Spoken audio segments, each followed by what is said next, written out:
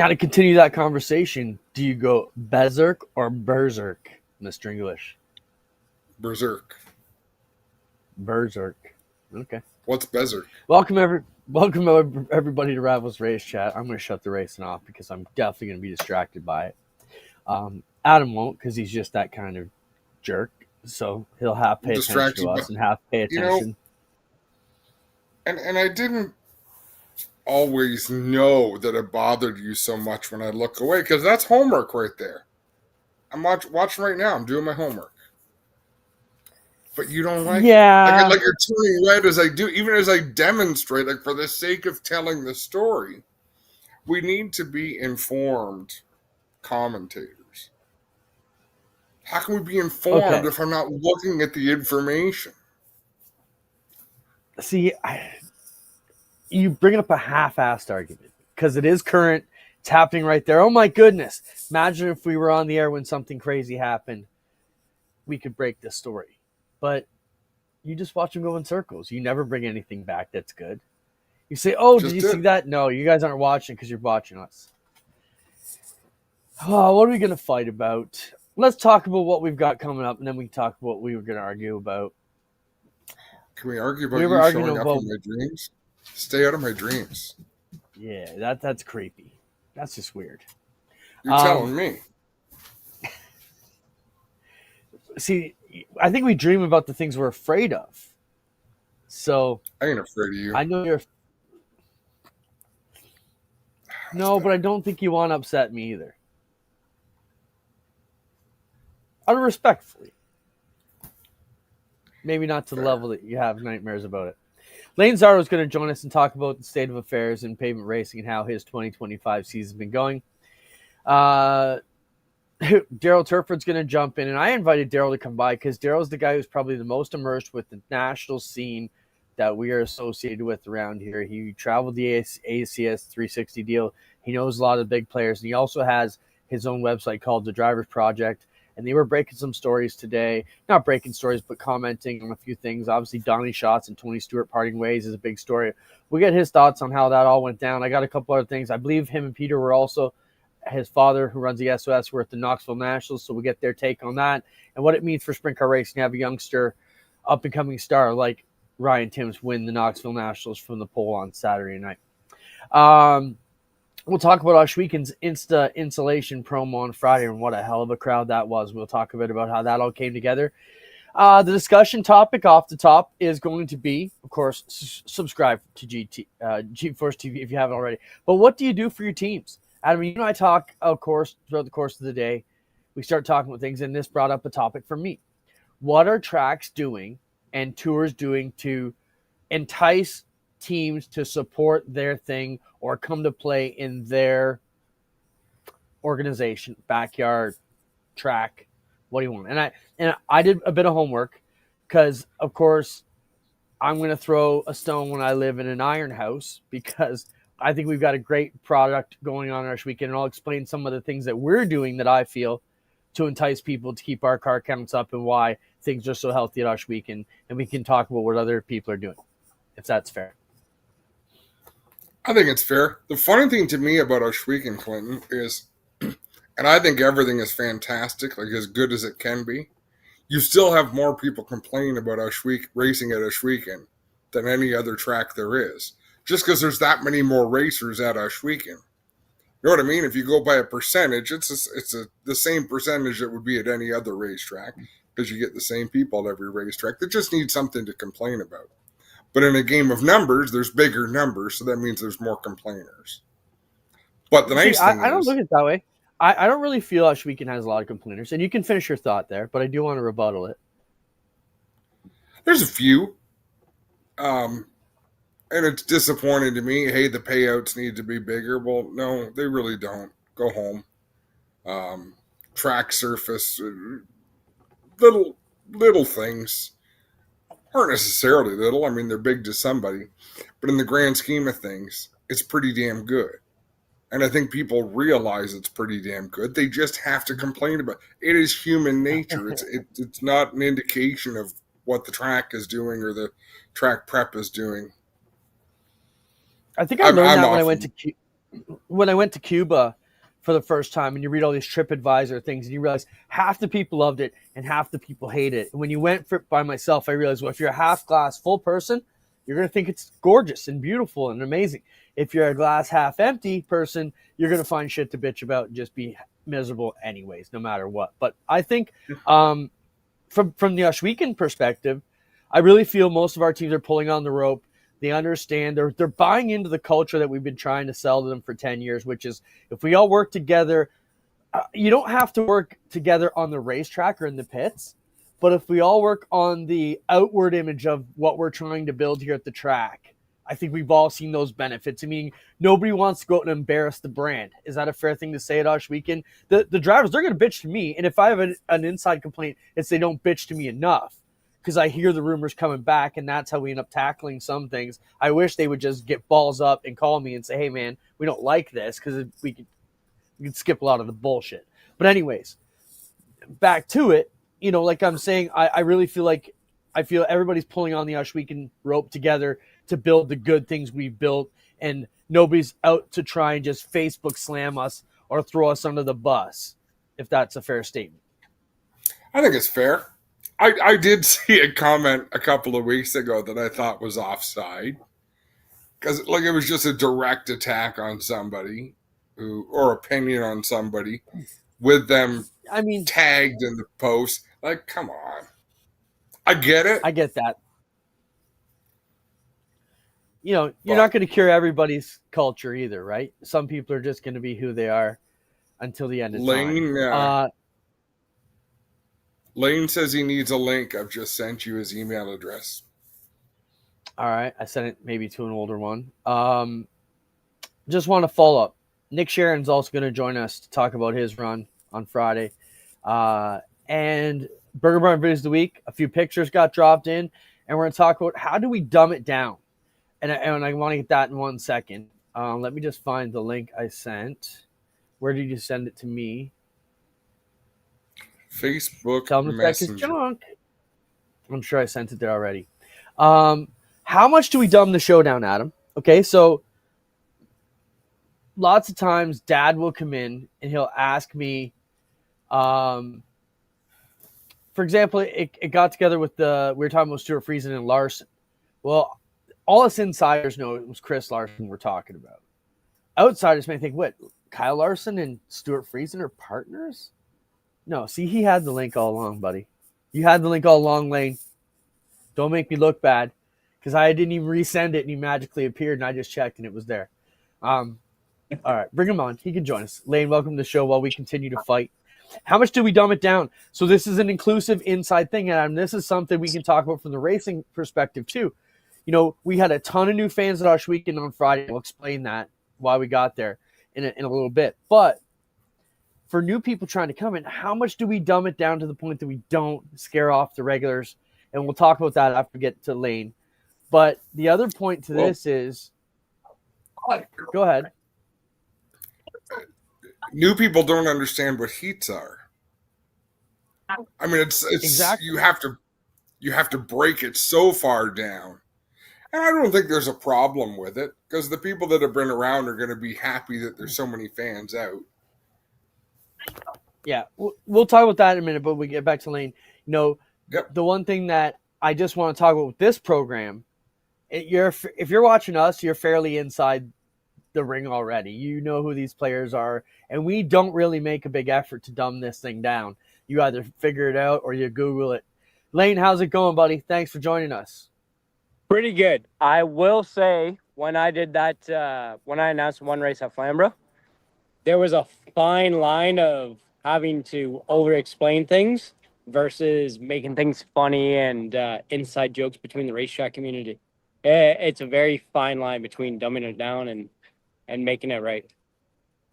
Yeah, no, that's a good point, man. And we know you're at a birthday celebration, so we know we've only got you for a short period of time. So let's jump right into this. Can you win the $5,000 bonus at Delaware at the Great Canadian Weekend? I gotta throw a front bumper on my Pro Late model and talk to McCall's about a good setup. But we're gonna bring it. We're gonna give her a shot. Delaware Speedway has done a good job what is it? Like $5,000 to win the super stock race, 15 to win the pro late model race, and an extra 10 grand or something to win the like to win both of them. So I believe it'll be yeah, it's like 30K if you can win it all, I think. yeah. And then I can spend the winter not working, pretty much. So it it'd be a pretty hard feat. Like I think last year they had 30 some pro late models. It'll be probably another 300 lap race. It'll be fun to do, but honestly, just doing double duty, just driving somebody else's car for like driving 36 super stock and driving my own pro late model, it'll be fun. Lane, let's talk about that. Okay, so our viewers, like we just talked about, if you're watching this, you probably know what Lane's all about. Superstar. Lane, with an underfunded pro late team, does a 300 lap race give you guys more chances to win and more problems with attrition from the other big dollar teams? And do you feel like, oh shit, it's going to be more of a problem, or do you think like, hey man, this may be like our Daytona or Talladega where we can maybe get a nut here?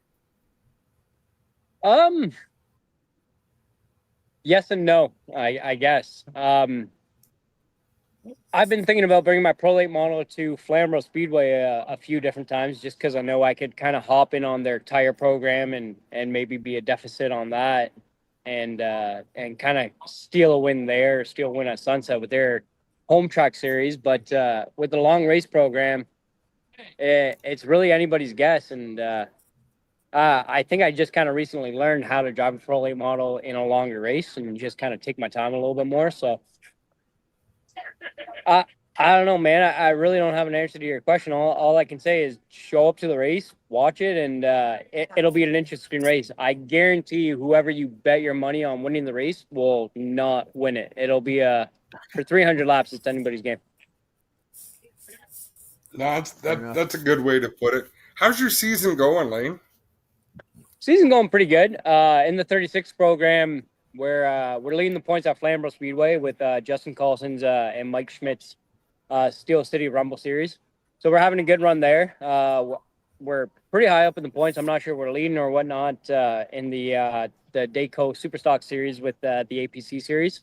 I got to jump on and announce a race with you, Adam, and while Clint was in the pits doing all the running around, and that was kind of fun.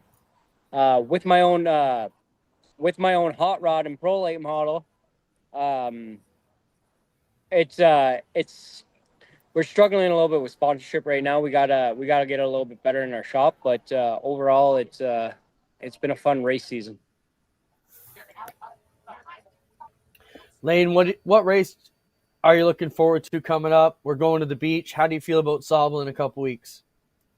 Oh, pretty pumped about Sauble. We're gonna test at it on next Friday. Pretty jacked up about Delaware. Honestly, I was jacked up about Sunset Speedway.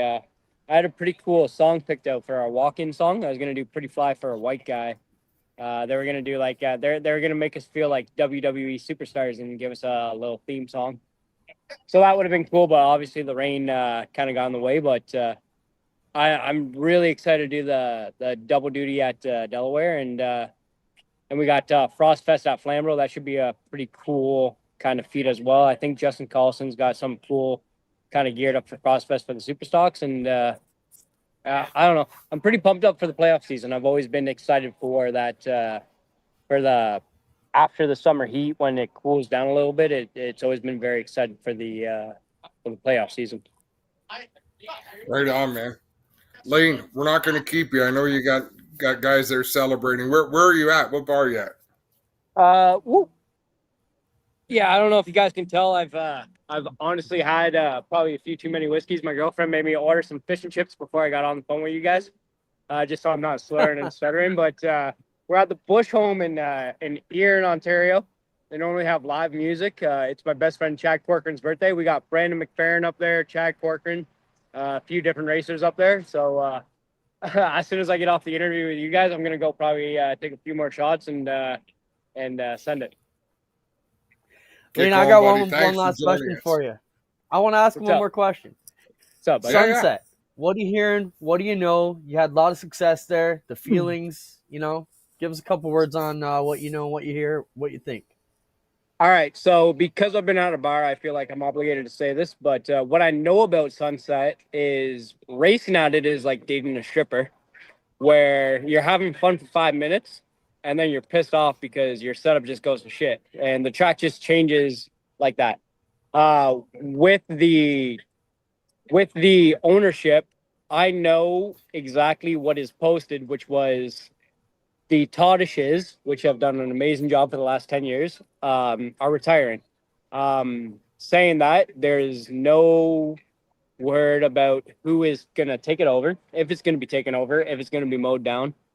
I know it's coming within years. That's just the way development is. But I have a feeling that it's going to be able to race on for the next 2 or 3 years.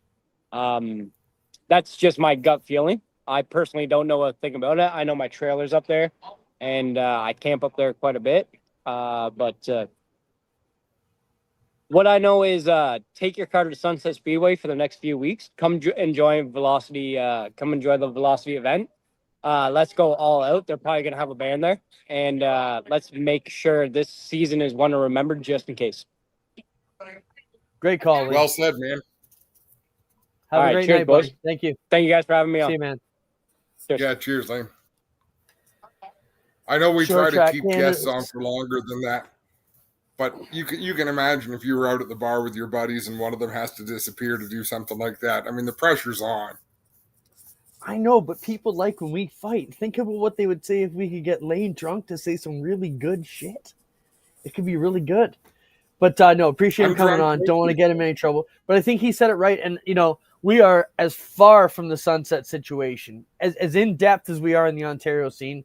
I mean, I'm about from here to Uranus from the Sunset deal, right? I know what everybody else saw last week or so whenever it came out. I get the feeling, and what Lane said is it's going to be a lot like what we lived through with Humberstone at the end. You know, we know the hospital's coming. You know, there's all that development coming around for what I'm told at the top of the hill there.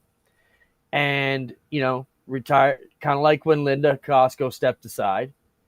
And then you kind of have that, you know, dollar lease to keep it going until we turn it into what it's eventually going to be, which Humberstone was a quarry. Here may be a parking lot. Who knows?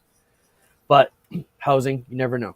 But either way, I get the feeling we can have some hope that's going to be around for a few weeks. And we got to get off our ass and try and get something official. But why would they tell it to us if they haven't said it to the world?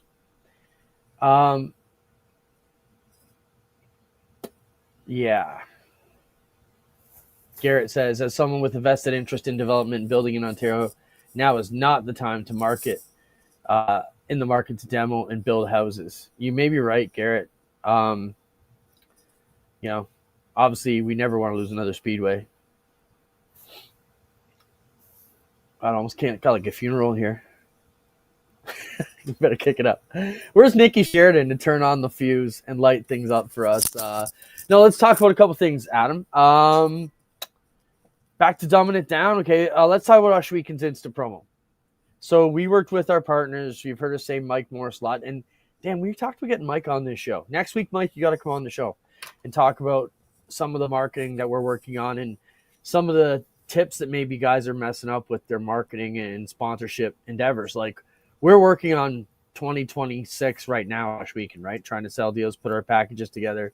If you're going to go after the big corporate dollars, it starts now, August, September, not January, February, when we're getting ready to let out of the car from Motorama, so to speak. Anyways, we work with Alex from Insta Installation. They've been the title sponsor of the Duel on the Dirt series for many years. They came on this year as we made a 5-year deal for the mini stocks at Oshweekin. Alex has raced. He's owned cars. He's sponsored cars. So he has a big database through their business, Insta Installation, all over Ontario. So they really worked this deal out, and we created a link, and we sent out tickets to all of his customers as an Insta Installation promo. Well, holy crap, they all showed up. We had about, there were 1,890 tickets redeemed through the link, which is insane to think about that. And I got thinking about that, and people say, oh, well, so-and-so had 10,000 at their speedway. No, they didn't.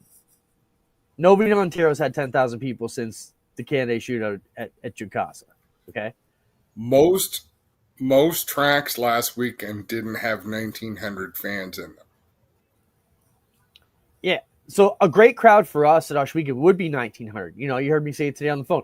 1,200 up front, 600 in the back is a perfectly average, solid night for us. We'd want more, but man, when you put in double that amount, it was crazy. It looked like an outlaw style crowd, or when we had NASCAR there, it was crazy. Thank you, Alex. I don't think this will get back to you, but it might. But thank you for what you've done for us to make this work. We learned a lot. We're developing this. Next one of these promos will be through our friends at Slack Lumber Window Works and Johnny Lohenberg for a customer promo. We're just excited about this, Adam. These are all new people coming to the races, and I know we were conscious of it. Even my style of announcing, we specifically talk to the new people, like explain, okay, if you're new here tonight, this is a qualifying heat. We break them into groups to set up the features later in the night that pay the points and the money and the prestige. And we did our best to I would say we did our best. We made some efforts to speak directly to the new fans. Let's say that. And when I found it interesting was an intermission. I'm like, if it's your first time here, make some noise. And there was a lot of noise. And I was watching. They saw some wild action. And then the reaction when Kyle Phillips junked his car or got junked, I should say, and crashed hard, and he got out of that thing. The eruption from the crowd was insane. So it's just really, really cool that we could get that kind of electricity, and that led to amazing action. And even you said, Adam, you saw it, you said, man, I wish I could have been there to announce that crowd. Big time. It makes a difference. It just does. Sure.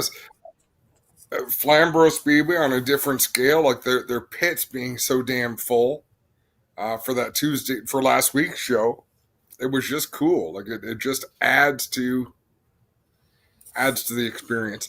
And I was gonna say, when you're talking about enough of the negative, we got to shine things up a little.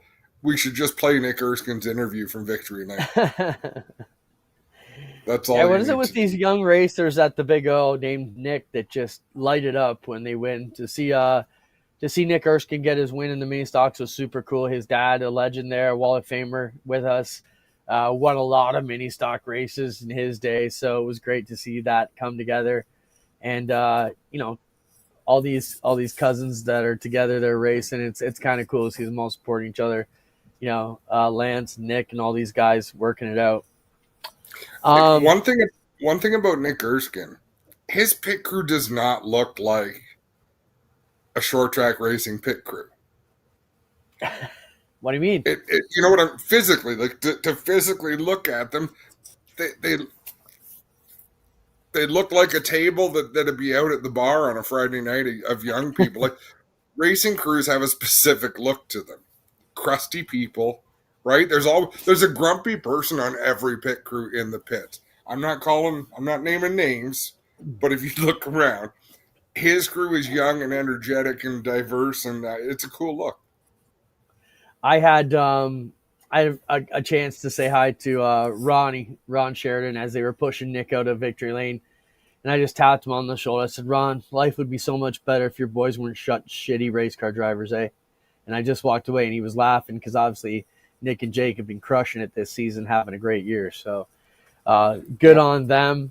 But we'll continue to, push these kids out there. It's been amazing, the race we've had. And, Friday night to see Dylan Westbrook actually lose a race, that is not something you see. He had the race, tried to split 2 lap cars, backed it up between them.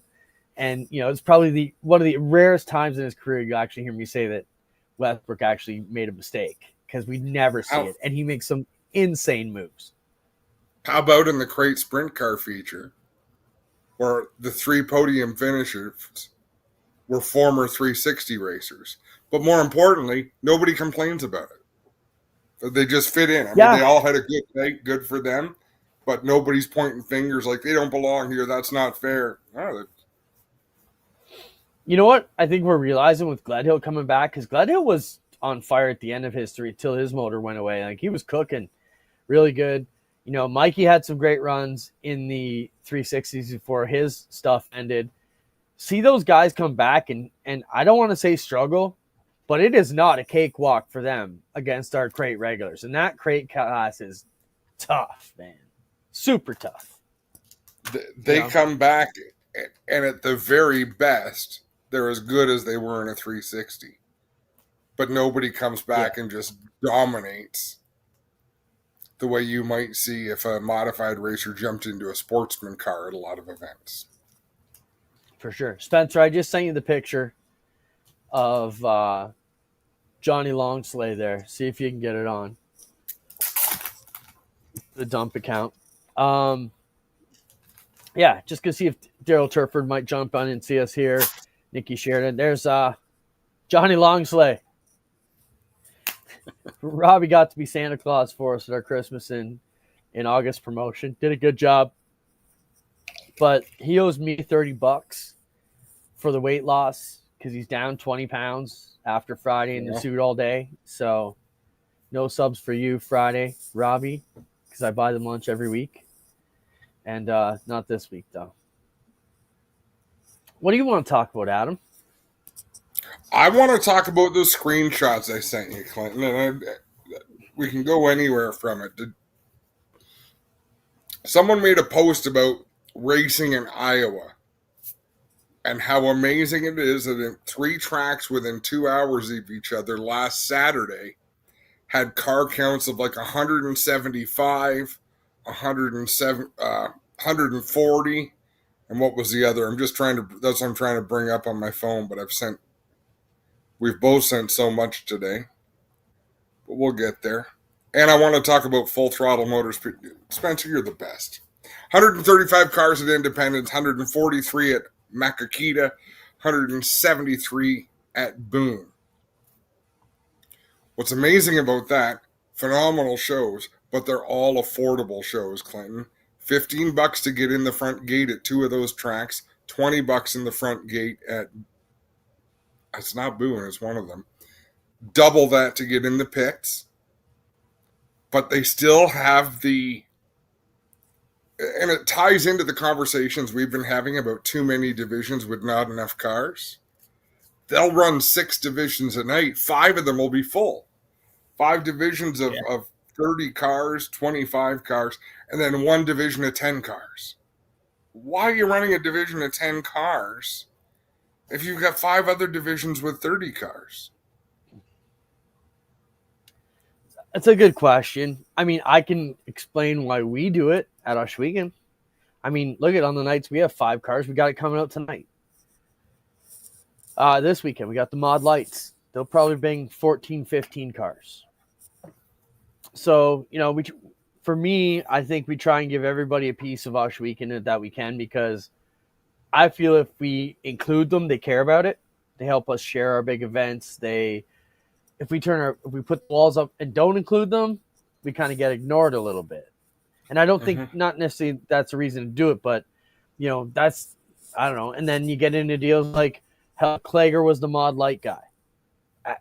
Worked with me for years to get those races. I'm like, all right, we've been buddies a long time. We'll throw you a bone. Turned out to be not a stinker. Turned out to be not a long, drawn-out marathon. So we kept it alive, But there are some that we are looking at, like, why are we doing this? Why do we have that division anymore? And it makes me question things. I like what we're seeing this year. You and I talked a little bit about Cam Harris's post about divisions he's got his eyes on this year. A lot of pure stock, bone stock divisions, mini stock divisions. Well, I think the mini stocks are declining everywhere. They've done a good job to all get together and say, hey, we want to have a couple of big weekends. Follow them. Run Delaware, Flamborough, Sunset, or Salt, whatever the case might be. There's enough decent cars, and we'll see that, say, at Autumn Colors Classic at Peterborough. There'll be a ton of cars there. But the one that was on that list that really caught my attention was the Ontario Pro Challenge Series. Why the Ontario Pro Challenge Series, Clint? The cars are unique and cool, but other than that, I don't see it. I can't knock anybody's opinion because it's their opinion. But I would have chose the Legends. just based on 2 sanctioning bodies in the province. They've got like 40 some odd cars. That allows you to buy used cars. Someone's going to buy new cars and sell off Yep. their used. It feeds itself. Um, that was what I found interesting. And again, I'm not going to argue with Cam. I even messaged Cam, say chatted a little bit. Was hoping he'd be watching tonight and maybe comment because he has a passion for the real grassroots weekly divisions. But what turns me on are the divisions that have a good chance. There's a few things that surprise me on that list, but I love divisions that can grow, and Legends cars can grow because there's tons of them out there. I've got to See, follow the other up. thing with Legend. Like you're cooking No, go ahead. You go ahead. You can say your spot. The M-Zone Radical Cup. I announced that race this weekend at Trois Rivières. I think there was 12 cars. Really colorful. They put on good shows. They weren't upset about the points fund or about the car turnout. They're putting an extra $100,000 into the points fund next year to try to draw more cars. But the point is, those are factory produced cars. They've sold 1,500 of them since 2023 in North America. Wow. A lot of them only use them for lapping days, but I can almost see your eyes light up thinking, wait a second, there's 1,500 of these on the continental North America that we could draw from. That sort of thing to me is really, really cool if you can draw them in. Pro Challenge Series, I would think, is really, really cooler if they could create one race weekend a year where they draw people up from the States. Figure out a way to make that a 24, 30 car field.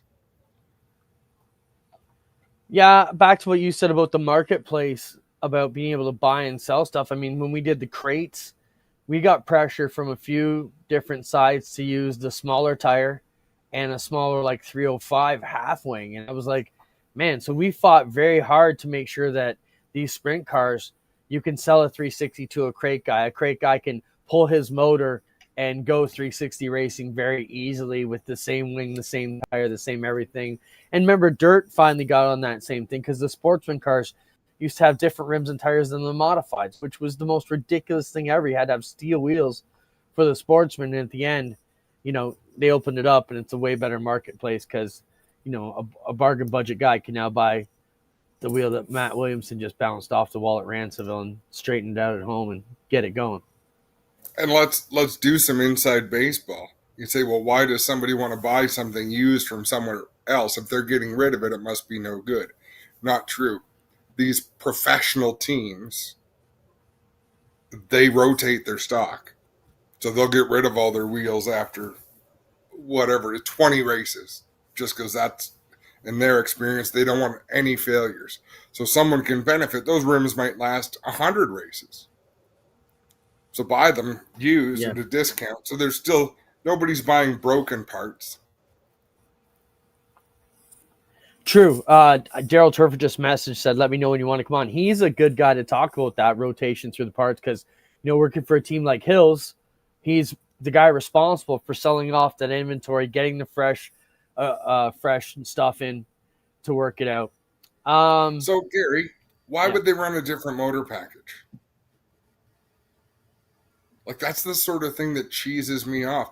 Unless, as the sanction, you're going to buy and provide 20 cars. Unless you're going to buy a full field of cars, why would you bastardize your class? Yeah, I don't know about that. We got Daryl Turford. Let's bring Daryl on because we got Nikki Sheridan coming up after. Daryl, thanks for joining us here. You went to Knoxville, did you, with your dad? Is that what it is? Yeah, I was down there for 3 weeks, actually. Yep. 3 weeks? What'd you take back from Knoxville this week? 3 weeks because there's only a couple plug-in spots, so you got to go down a couple days early if you want to make sure that you're taking care of your trailers and your toter homes. I didn't catch your question, Clinton. No, I was just gonna say, what was your takeaway from the week? Good one. Lots of wild stories. It was a weird Knoxville. A guy that hadn't won a single World of Outlaw or national race in his life won the biggest race in the world. That's not something that's really happened before. He was also his coming of age was also very strange too. He started off as a prodigy. His first year in sprint car racing was kind of underwhelming. Then he had an incredible speed week where he won like four races with the ASCS, and everyone thought the prodigy arrived. And then he went like a year without winning a race, and now all of a sudden he got in this ride at the start of the year and won five races in Knoxville and just won the biggest race of the year. It was pretty strange. So you've used that word a couple of times. Is it impressive or is it suspicious, Daryl? Oh, it's impressive. Okay. His fastest lap was on lap 29, and he had half a second on the field. It was impressive. I've been racing there with Alex all year at Knoxville, and I mean he's been, I'd say, a dominant car at Knoxville. But he seemed like he was like just a tick off at all the outlaw shows. He was making the dashes, but he wasn't really doing much from there. He was just kind of staying where he was. But man, once he got out front, he was unbelievable. Big news drop today. I know you had it on the Drivers Project as well. Show that one about Tony Stewart and Donnie Schatz parting ways. What do you make of that, Daryl? Honestly, it's been rumored that it was going to happen for a couple years now. If people don't know, Donnie is quite wealthy and has won World of Outlaw championships with his own team. So there's always been the threat of, oh, maybe Donnie will just go start his own team. So it's kind of been there. It's been a rumor, and they've gone the whole season without winning an outlaw show. And if they didn't catch a lucky break, they were going to miss the Knoxville Nationals. I just think more people are surprised this because the press release kind of said Donnie was let go versus Donnie quitting. And I think people thought Donnie would quit before being let go. Now, I can get behind the parting of ways, however that happens. Let's say the team decided, for performance reasons, they need to go a different direction. How is Kerry Madsen that different direction? Well, I don't think it's necessarily that. Before, when Tony, I think it was Tony left his ride, they put Kerry Madsen in the car because at the time Ricky Warner was the crew chief, and Ricky Warner really likes a guy that's going to get up on the wheel, like Rico, who he's with now. And they knew Kerry Madsen would get up on the wheel, so they figured that was the kind of guy that Ricky would like. They brought him in, and they had some success, and then the ride basically ended, and I think they're just basically going back to the well there based on their past. I think they got along with Kerry. I think it was a good gelling, even though Ricky's not there. I think they're comfortable with Kerry because of having him before. Let me ask your opinion on something, Daryl. Shots can still get it done. You figure, like, Oh, 100%, is he 100%. he's every bit as talented as David Gravel? Would you say it's equipment and setup? Yeah, he's a different talented than Gravel. Within our community, you're seeing it. I know you guys aren't as totally locked in on sprint cars as I am, but within the community, you're seeing a lot of crew guys that are really basically saying they're unimpressed. I mean, you're firing a 320 race World of Outlaw winner and keeping a crew chief that has zero wins in his career with the World of Outlaws, and I think a lot of people feel like Donnie's been driving a subpar car. All right.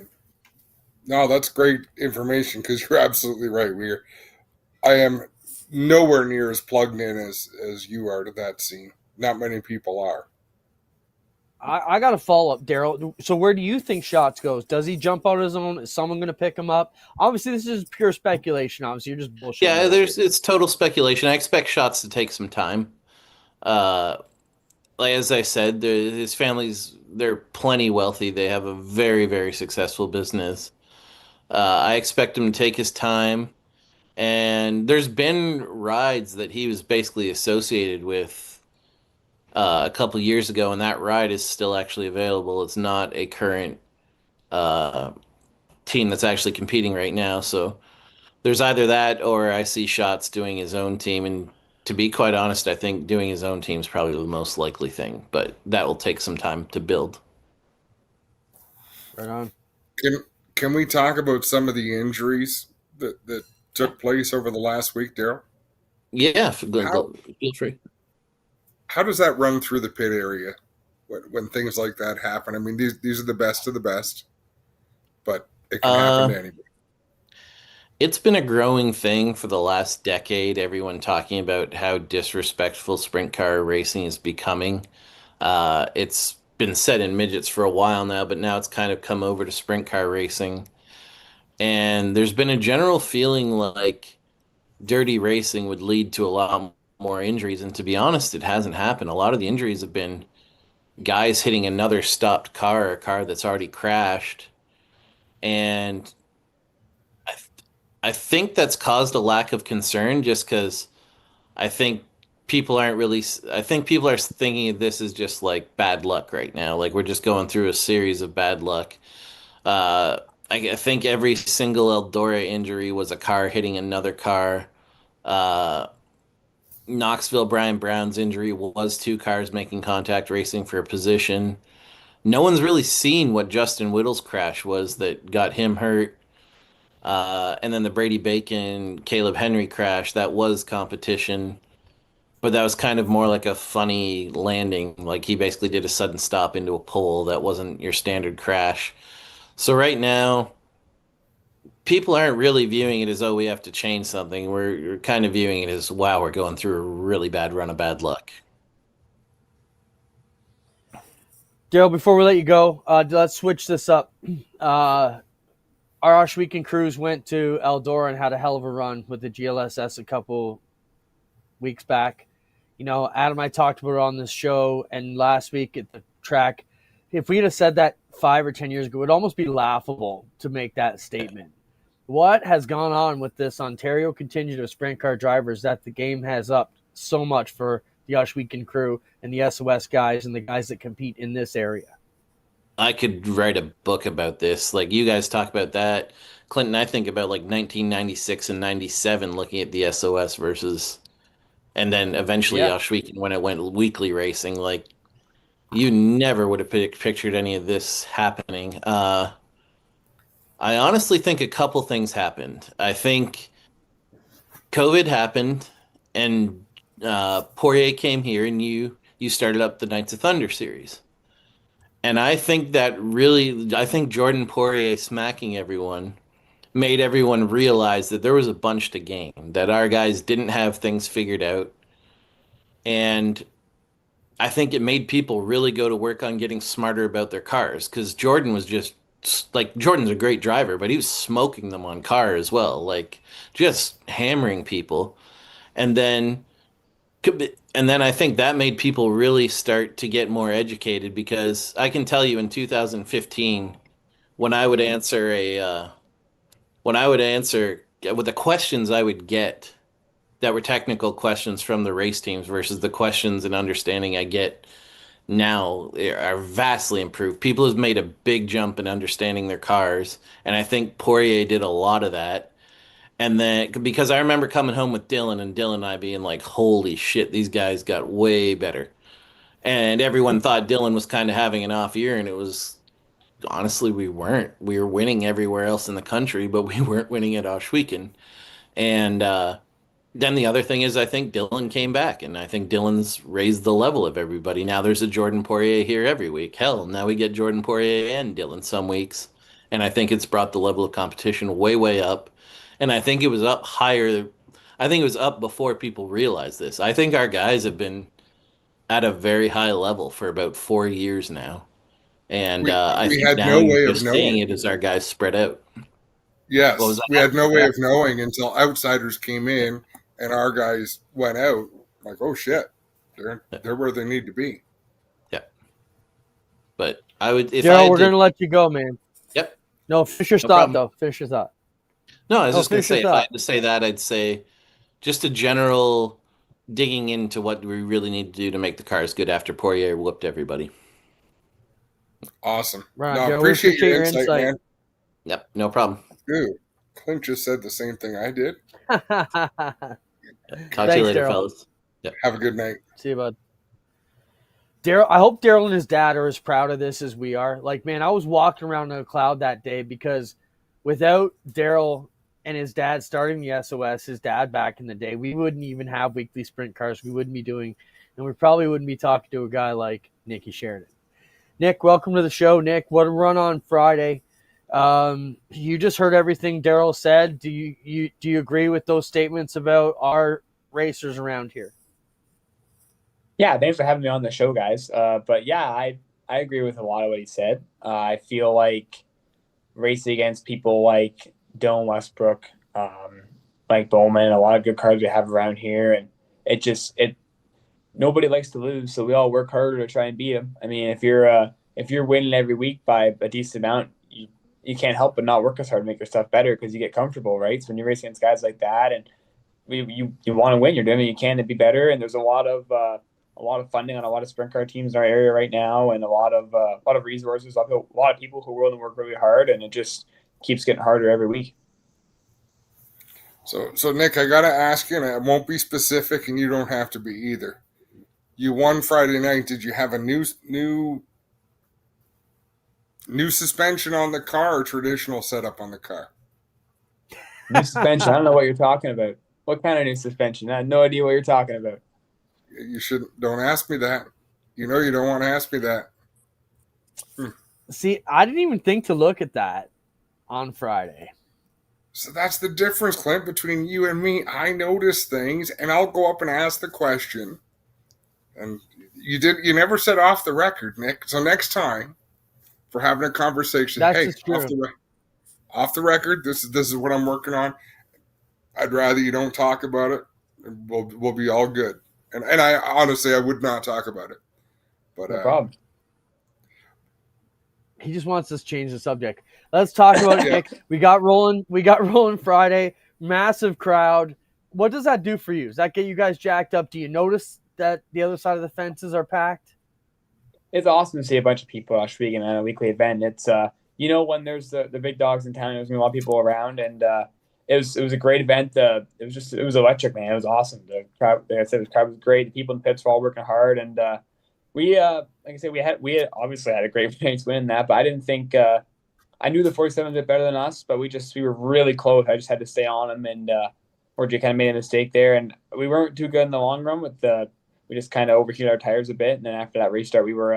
I don't think you can really get too much faster. We were there the last 4 laps. It was pretty good. We just got to work on our long run speed a bit, and it's all going to be new this week with the new rate tire. We got to work on that and learn some things, but it's something to learn for everyone. And last time we ran it, we ran pretty good. So I got a decent notebook. I feel like we have a decent notebook on it, but everyone's going to be working hard to get better at it. You know, Nick, one thing I noticed all season long, because it has been very much a season of Dylan Westbrook, you never treated it as though you weren't as good as him. Like, no, I think we're there. We just got to do a little bit of this or a little bit of that. I know a lot of people talk about it, and they don't necessarily have that plan, but you had that mindset from the beginning that you knew in the right circumstances you can go out there and drive around him. Where does that come from? I don't know, man. I was pretty confident with the amount of work we put in this winter with our team, getting to where we had to be. And I feel like we work hard every winter.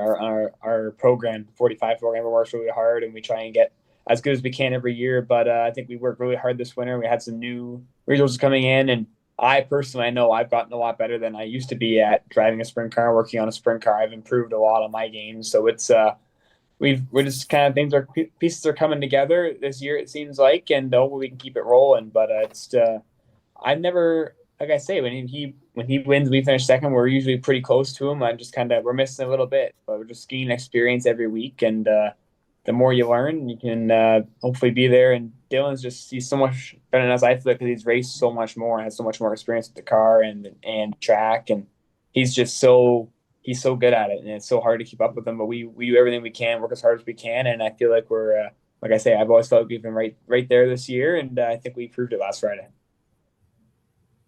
I just looked at the points, Nick. You're 16 points out with 3 points races to go. You know, this is still doable for you. At what point do you points race, and I guess you can't really do that because you've just got to win these next 3 points races, and hopefully he can put behind you, right? But 16 points it's surmountable, and Adam, it's a point of interest because normally by this point in the season, guys like Bailey in his day, Beagle, it's over, with 3 races to go. So the fact that you still got a shot, Nick, what are your thoughts going into that? I feel like my driving style is always been tailored to racing towards a points deal. I don't like the whole checkers or wreckers mentality. It's just not how I personally like to race. I don't like fixing my car afterwards. It's expensive and it's a lot of work. But I just kind of like to do the best we can every week. I think that's all you can do. We just gotta go out there and finish the best we can every week and and finish all the races. Finish first we must finish. So do the best we can, and the points will fall where they may. You can't control that. You do the best you can. At least you can go to bed at night at the end of the series, and you can sleep and you can know you did everything you had. And it just wasn't enough that year. You can come back next year, but we're gonna try everything we can to get to them. It's unfortunate we had that tough night there on that TSN night with a couple of parts failures that night. Kind of put us back a bit. We've been pretty consistent this year besides that night, which is what you need for points. And I love racing for points and doing what we can. And Dylan's obviously we have to beat, but we're gonna do everything we can. Right on. It's exciting to watch because whoever wins on a given night, if Dylan wins, you're watching the best sprint car racer that Ohsweken Speedway has ever had. But the nice thing is, when you win, you just beat the best sprint car racer Ohsweken Speedway's ever had. Or when Corey or Ryan or Josh or input any name, everyone's on top of the pile until they're not. Do you see a time coming when Nick Sheridan's the top of the pile? I don't think about it that way. I never tried to. I just try to do the best we can every week, and if we can ever get to that status, that'd be something I can't even fathom in my brain. That'd be amazing. But that's what everyone. Well, I shouldn't say everyone, but a lot of people. When I would finish second to Dylan last year for 4 or 5 races in a row, finish second, and this year 4 races probably or something like that, and. When you get sick of finishing second to Dylan, I'm like, just gonna make it so much better when you do beat him because he's so good and you've really done something right if you can finish ahead of him on any given night because he's just so good consistently every week and makes the wins feel even better after you've tried that hard for. I shouldn't say we've been trying that long. It's not like we're 10 years into this or something, but it's tough run behind him and when you do beat him, it feels really good. You beat a really really good race car driver and you've done something right and. You kind of put that in your notes and make sure you come back next year or next week and try and get even better yet because he's going to get better. Right, and Nikki, we appreciate you joining us here. Good luck in these final coming weeks. It's going to be exciting to watch you and Dylan go down with the checkers. I appreciate it, but we're going to do everything we can. It's going to be exciting for me too. It's going to be all we can do and feature on the show and really looking forward to what comes in next month. All right, Nikki. Thank you, buddy. Nick Sheridan, most recent winner in the 360s at Ohsweken and Dynamite Talent. Man, we got some wicked racing. Him, DJ Christie, Dylan, the slide jobs they were throwing on Friday were insane. Yeah, really good racing. And just to be clear, no, nothing illegal going on with Nick Sheridan. Just some experimenting, some thinking outside the box. And I laughed because we totally gave it up last week. So if you go back and watch enough of our bullshit, you'll be able to find what we're talking about. See how behaved I was there? I didn't even ask more questions. I just let it go away. You tried to make him be cocky at the end, and Nikki wouldn't do it. He wouldn't show any ego on this boy. That's why I appreciate young Nick. All right. We got picture drop. We got some cool photos. We got Burger Barn videos of the week. We still got the whole discussion that we'll save for next week. What are you doing to attract teams to your series? Because I think it's going to be a good one, and I got a good list. So we'll get back to that one. Let's look at some. Oh, I guess we better get into the tow truck thing first. Yeah, let's do that. So, by now, everybody has seen the tow truck video from Full Throttle Motor Speedway. I thought Paul Trepanier, the owner, did a great thing today. Bone stock feature, tow truck comes across the track. Significant impact. The letter that Paul Trepanier put out was phenomenal. This shouldn't have happened. We didn't want it to happen. We strived to make things better. privately, we have worked with the race team and come together with a plan that everyone can agree to. But that's what needed to happen. Someone needed to stand up and say something, because that got a lot of traction. That video. 100%. Have you ever seen something, Clinton, that upset you, and then you see something that's so off the wall you can't imagine? You almost feel bad getting mad at it because someone must feel so horrible. Yeah, you see those stupid mistakes all the time. Man, I don't know. There's lots of speculation how it went down. All you can do is own it, right? Own it, write the letter, pay the team up, fix the issues. I mean, an unknown thing that we don't make public or really talk about is at least 2 or 3 times a year we have to pay teams back for push truck mistakes, towing mistakes. We bent up a rim. It's a $400 rim. It's to get us an estimate. We'll pay it. We don't talk a lot about it, but shit happens and we own it. Unfortunately for Full Throttle, like you said, that was so visible.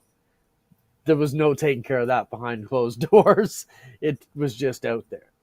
Yeah. And again, I think that part of my talk goes back to where our teams were. A team could easily go out there and say, "Oh, look, the tow truck guy last weekend ran over my wheel and crushed it and screwed us." But instead, they send me the message privately. We handle it. We get on with it. Thankfully, nobody was on the back of that tow truck, because quite often there are people riding on the back. And I spent 15 years hanging on to the tow cable on the back of one of those things at Merrittville. Could have very easily happened. Can always be worse. Yep.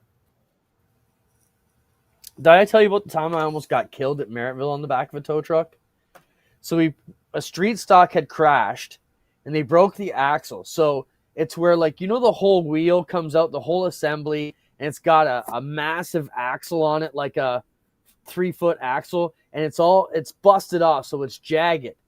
We're carrying that on the back of the tow truck into the infield. Like, they put it on the back. I'm on the back. Well, we get in the infield at Merrittville. They go green, and there's another wreck right away. So I threw this thing off. And then at that moment, I tried to jump off the tow truck, and it kind of did the spring thing where it stood up on the wheel at the last minute. And I was Supermaning off the tow, and it nearly went right through my chest. Like, I nearly got impaled on an axle. It would be like Jesus on the stake in the infield at Merrittville Speedway on a broken axle. Anyways, I just didn't want that to be part of the videos of the week, because we had to address that one on the side. It's a little too important, but congratulations to Paul for how publicly it was handled. I think he did himself a big favor there. Yeah. Burger Barn Visit of the Week. Burger Barn is open Thursday through Saturday and Sunday down on 4th Line in Oswego. Make sure you check it out. Also, Petro Plus Travel Stop is there if you need to fuel up. Let's look at some Burger Barn videos of the week. I'm not sure. It's been a long week. Could be lots of stuff in here. Pierce in 32 to the outside. First time this race, Jonathan Davenport has been challenged in a green flag run. Here's for the lead. Oh man, that was close. They might have touched. Pierce for the lead in turn 2. Oh, they got together. Getting rough now. Fuel cell. Pierce is out in front, oh baby. Could that hurt a tire as we go along? Now Davenport, Superman's angry, slides up in front of Bobby Pierce. The crowd comes to their feet. Welcome to the Sunoco Racing. More contact and a new leader. 56 laps complete. Davenport full send into turns 1 and 2. Ricky Thornton Jr. might get them both. Down the back straightaway. How's that? Some wild racing though, right? Awesome. Pierce with another slider. And they just keep going at it. Turns down the hill. The crowd's on their feet, pumping their fists. That time at the line, more contact. Lead change. Davenport to the lead. They might not have anything left. Well, this one's over, James. Like, how does it get any better than that? And that went on for like 50 laps. Wherever that is, I want a ticket. All right, keep them coming, Spencer. Rapid fire. Oh, this is this week's episode of Put the Welder Down. Motorcycle chariot racing. Can you see us out there? Oh, yeah. Your algorithm is different than mine. I get I get stuff about people in 1800s who got impaled through their skull but lived to tell the story, Right. and then a portrait of it at the end. You look get at this. one stupid thing and you get sucked right into it. All right, what's next?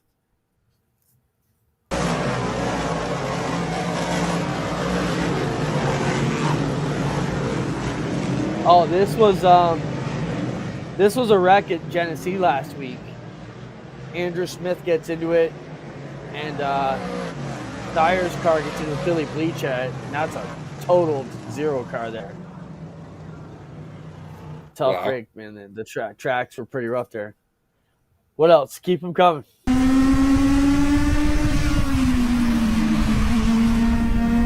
Oh, And, you know, play that again, Spence, but you look at the legend cars, you don't think they're so violent. But this one, look at how hops wheels, like an open wheel car, and hits the roof topside in. we know how the driver fared out of that. He was okay. Sore, but okay. We always check that before we send them in. All right. What else we got?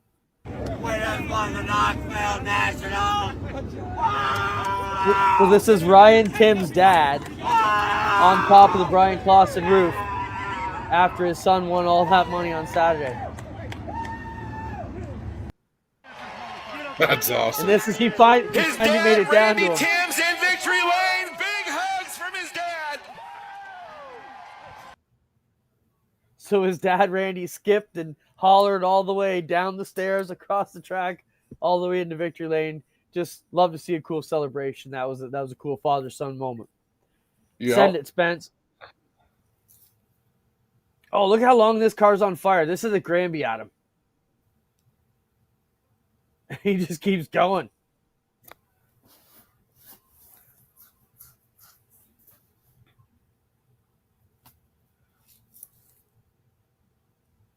That's where, like, stop, buddy. Stop so we can get to you. Or drive to the fire extinguisher. I think he's trying to catch the fire truck there, and they were trying to lap around to catch him, maybe. I don't know. But, man, how can you see them burn that long? No Get kidding. out, bro. Look at Get out. the firefighters aren't in a real big hurry. I'm trying to think. What's French for exit? Tabernacle. All right. All right. What else? Oh, this is another stay away from the fence. Sprint cars fly like cats. And here it comes right into your lap. Get ready.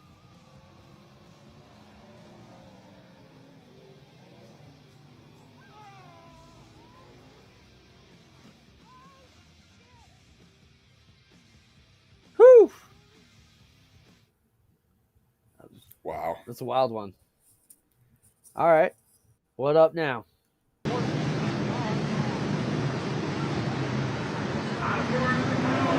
Some of you sent in. I don't even know what we're doing. Gonna take a couple of laps. I'm pleased with the crowds we're seeing at some of these tracks. Oh no, it's not. It happened on the first lap. Through the billboard into the forest. Watch it again. I thought it took a couple laps. Thinking of a different video.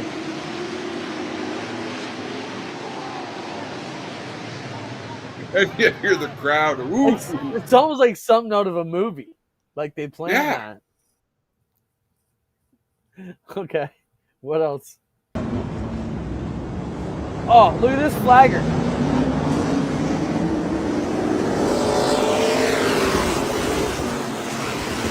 Is that true or is that AI? I'm pretty sure that's true. You think that's AI? I hope Spencer, so. Spencer, he's my AI expert. He says it's real. Okay, play it again. It's not a great camera angle, but just look at where he is and look at the timing on that. Like, what if you trip, bro? And he's crossing his feet over as he runs. Yeah. Like, ugh. Run the other way, dumbass, not across the field. If you must. Okay, what else? Pictures are left. Okay. We don't have a lot, but let's see what we got. It's a sexy ride there, Adam, eh? Junior or J.R. Fitzpatrick saying that might be the body that he has on his road course car next year. I think he was talking about his road course car. Yeah, that's where I stole it from. But and someone was commenting it had to have the rivets, the Handley cars and the rivets, just those big round silver babies. All right, what else? Now another Handley car. Look at the body on this thing. How much Lexan was that? That was probably $10 in Lexan back in the day. Now it'd be $2,000 in Lexan to build that. Served right? its purpose. Just look at the ridges up each side, up the fenders. Like that thing is all angles and wind catching. Okay. Look at this thing. What is that? Why is it going the wrong way? Well, one, I don't know. 2, it's Richard Petty. 3, I think it's a Plymouth Valiant I read. And it could be in Europe or road course racing, obviously. 148 horsepower doesn't sound that impressive. No, and you know the picture's not backwards because the number's right up and all the writing's right, but yeah. And that front end couldn't have been too aerodynamic, but hey, the chevron on the hood, that's worth a couple extra tenths of a second. It's got to be. All right, what else? Last one. Oh, no, look at this, Adam. This is the days of the tire wars. And for everybody on the internet who says, oh, open up the tires. This is what all your top teams will be forced to carry around an entire inventory if you let them run an open tire rule. That'd be a Jack Hewitt ride. Now, just look at the body lines on that sexy beast. Mm-hmm. You know, but the whole thing. How many tires is that? That's 1, 2, 3, 5. 15, 20, 25, 30, 35 tires? Yep. Like, that's crazy.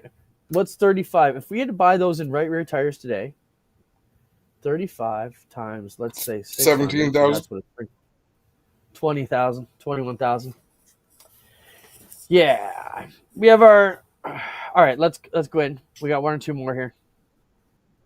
5 more pictures, okay?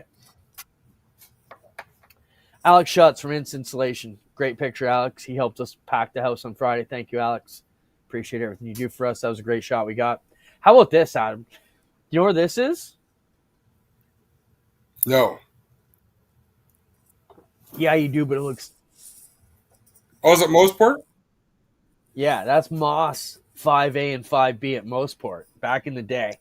What caught me is all the sand. Imagine, okay, that I got to spot that corner every year I did the trucks, right? So you see them coming up that hill. For one, the elevation leading into that is insane if you've actually had to walk it. It's horrible. But that is a gnarly corner when it's all paved with proper safety barriers. Imagine what this would have been like. Even as a fan, when those cars come whipping up that hill, there ain't a lot to stop them from getting in your lap in this picture. And then just think how sloppy that turn would be trying to drive off that with all that sand and shit on there after a few laps. It looks like it was quite a spectacle back in the day. What I want to know is, on top of that refreshment stand, did they sell those? Or are those just back in the day when you did what you wanted to do? Let me ask you that, Adam. See them on top of the refreshment stand there? Is that a super dirt week? Act like you belong there and just climb up there, or ask for permission if you're allowed to go up there? Yeah, hard to say. That's prime seating, looking back towards 4 and 3 back up the hill. All right, moving on, Spencer. You know what's going on here, Adam? I do so. Tell it. Electronics detector. They're looking for the traction control. Yep, Oswego. Electronic wanted all the drivers Saturday, I think, before the race. And this was something the drivers voted on because they felt it was being brought in. So yeah, I thought that was interesting. Not too often you see the Border Patrol at the races. No, it's awesome. Last picture. This is my motto. This is straight out of Weber Valley. Don't tell us how to run a racetrack. We've been doing a half-assed job at it longer since you've been alive. Sadly, that's the case for most tracks. You're not wrong. You're made it. Wrong. Yeah, it's a good note to end on. This Friday, Oshweekon is community night. If you're a Six Nations resident, bring your ID and get in for free.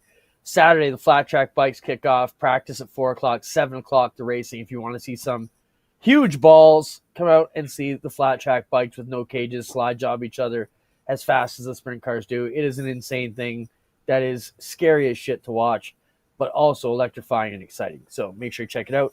FlatTrackCanada.com for any of the information you may need. What else? Happy birthday, Tyler's mom.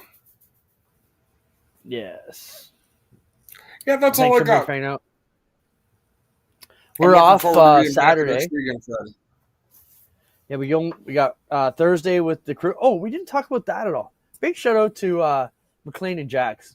They did a great job on Friday, stepping up to the big stage without you there, and got a lot of comments on how well they handled it, and we got a bright future with these two. So excited that they got their shot. Yep, they did a great job. Mac and Jack are back Thursday at 7 o'clock for micro sprints. Only about 4 weeks left of that. Then we're back Friday at 7:30 with the Oshweekon Speedway Live. And then Saturday we're off. And then we're back at a bunch of – I don't think we have another Saturday off for 3 or 4 weeks after that. We're busy for a while. So enjoy it. It's good to be busy. Thanks, Spencer, for all you do. We'll talk to you soon, and we'll see you guys next week.